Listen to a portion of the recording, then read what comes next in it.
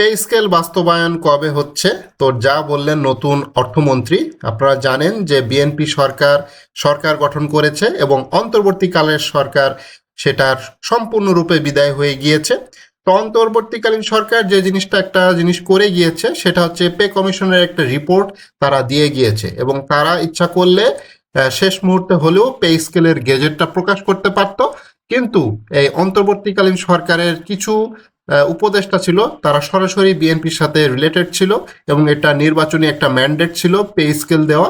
তো পে স্কেলের বিষয়ে আজকে যেহেতু নতুন মন্ত্রী সভার নতুন প্রধানমন্ত্রী সহ সচিবালয়ে তারা একটা বৈঠক অনুষ্ঠিত হয় প্রধানমন্ত্রী তারেক রহমানের সাথে, এবং সেই বৈঠকে বেশ কিছু সিদ্ধান্ত হয়েছে এবং পে স্কেলের বিষয়ে তো নতুন অর্থমন্ত্রী হয়েছেন যিনি, তার কাছে প্রশ্ন করা হয়েছিল এবং প্রতিমন্ত্রী তো হয়েছে, আপনারা জানেন যে জোনায়েদ সাকি, তিনি নবম পে স্কেলের বিভিন্ন দাবিতে সবসময় কর্মচারীদের সাথে ছিলেন। তো তার উপরে যেহেতু প্রত্যাশার চাপটা অনেক বেশি রয়েছে এবং কর্মচারীরা আশা করতেছে যে নবম পে স্কেল খুব দ্রুত পাশ হবে, গেজেট আকারে পাশ হবে এবং তারা দ্রুত এটা পেতে যাবে, সেটাই মূলত আশা। তো পে স্কেল বাস্তবায়ন আসলে কবে হচ্ছে সে বিষয়ে অর্থমন্ত্রী আমির খসরু মাহমুদ চৌধুরী, বর্তমান যে অর্থমন্ত্রী তিনি হচ্ছে আমির খসরু মাহমুদ চৌধুরী, পে স্কেল সুপারিশ আমাদেরকে দেখতে হবে, যেহেতু তিনি আজকেই নতুন অফিস করেছেন। তো পে স্কেলের যে সুপারিশ রয়েছে, পে স্কেলের সাথে যারা সংশ্লিষ্ট অলরেডি একটি কমিটি কাজ করতেছে তাদের সাথে অর্থমন্ত্রীর তো অবশ্যই দেখা হবে, কথা হবে সামনের দিনগুলোতে। তো সেই বিষয়টাই তিনি মূলত বলার চেষ্টা করেছেন যে পে স্কেলের সুপারিশ আমাকে দেখতে হবে, না দেখে এ বিষয়ে কিছু বলতে পারবো না। বর্তমান আর্থিক ব্যবস্থা কতটুকু বাস্তবায়ন করা সম্ভব হবে সেটাও দেখতে হবে। তো আপনারা জানেন যে 2015 সালের যে পে স্কেল বর্তমানে যেটা চলমান, সরকারি কর্মচারী কর্মকর্তারা বেতন পাচ্ছে, এই পে স্কেলটা কিন্তু একদিনে কার্যকর হয়নি, অর্থাৎ ধাপে ধাপে কার্যকর হয়েছিল।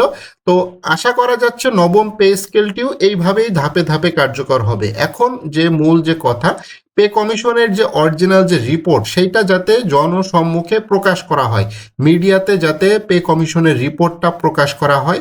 কারণ আপনারা জানেন যে গত অন্তর্বর্তীকালীন সরকার তারা প্রধান উপদেষ্টার অর্থাৎ ডক্টর মোহাম্মদ ইউনূসের ফেসবুক পেজ থেকে একটা মাত্র পেজ শুধু প্রকাশ করেছিল, বাদবাকি কোনো যে পে কমিশনের অরিজিনাল যে রিপোর্টটা, পূর্ণাঙ্গ যে রিপোর্ট সেটা কিন্তু প্রকাশ করে নাই।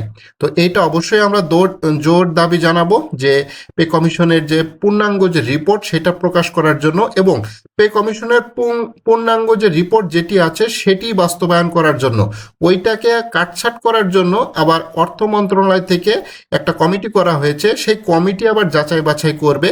তো ধারণা করা হচ্ছে ওই পে কমিশনের যে ফুল যে রিপোর্ট আছে সেটা আসলে বাস্তবায়ন হচ্ছে না, সেখান থেকে বহুত কাটছাট হবে এবং কতটুকু আসলে কাটছাট হবে সেটাই এখন দেখার বিষয়। তো আমির খসরু মাহমুদ চৌধুরী তিনি বলেছেন যে পে কমিশনের রিপোর্ট যে সুপারিশটি সেটা তিনি দেখবেন এবং কতটুকু বর্তমান যে আর্থিক অবস্থায়, বর্তমান যে আর্থিক যে ব্যবস্থা আছে সেটা থেকে কতটুকু বাস্তবায়ন করা সম্ভব তিনি সেটা দেখবেন। আপনারা জানেন আজকে বাংলাদেশ ব্যাংকের গভর্নর তিনি একটি কথা বলেছেন যে রিজার্ভ 40 বিলিয়ন ডলারের ছাড়িয়ে গিয়েছে, ঠিক আছে। তো আমাদের পর্যাপ্ত পরিমাণ রিজার্ভ রয়েছে।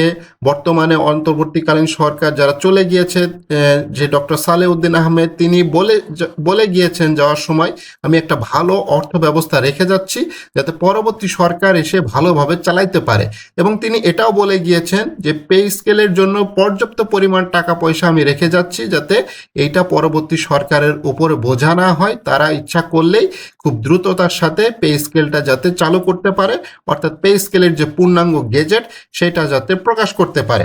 তো বুধবার 17 ফেব্রুয়ারি সচিবালয়ে একটি গণমাধ্যমের সাথে আলাপ করে এই কথা বলেন নতুন অর্থমন্ত্রী।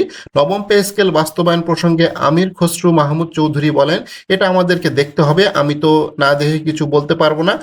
টোটাল অ্যামাউন্ট কত, এটা কতটুকু বাস্তবায়ন করা সম্ভব সেগুলো দেখতে হবে। বর্তমান আর্থিক অবস্থা, বাংলাদেশের ট্যাক্স রেভিনিউ, ট্যাক্স জিডিপি বেশি, রেশিও সবচেয়ে খারাপ, এমনকি সাউথ এশিয়ার থেকেও খারাপ রয়েছে।